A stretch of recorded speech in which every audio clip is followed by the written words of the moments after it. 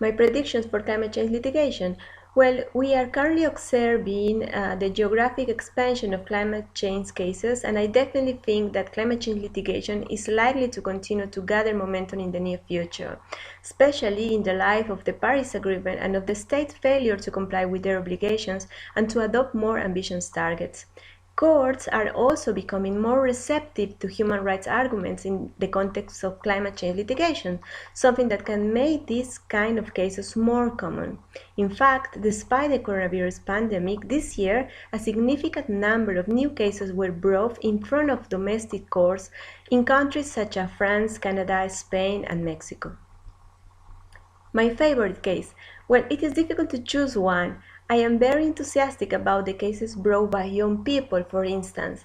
However, I would say that my favorite case is the one brought by a Peruvian farmer against the German energy company RWE that showcases the reality of highly vulnerable populations in Latin American Andean countries. This is the first climate case on loss and damages that raises the issue of responsibility of a large energy company for its share in causing climate damages and to adopt protective measures against such damages. Although the case was dismissed in the first instance, it has finally accepted in appeal and entered into the evidentiary phase. The decision on this case might not only confirm the need for political action to protect affected communities, but also to hold big emitters accountable for their contribution to the climate crisis, putting on the table the issue of litigation risks that investors will have to consider too. Recent developments in my country. Well, unfortunately, no lawsuit in which climate change was the core focus was filed in Bolivian courts so far.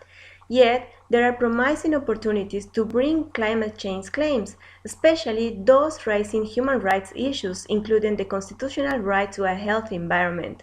Similarly, an approach via the rights of nature, recognized in Bolivian law, could also be a legal strategy used to file a case against public or private actors when their actions or omissions infringe upon Mother Earth rights. Of course, there are still many challenges that need to be overcome when bringing climate cases in Bolivian courts.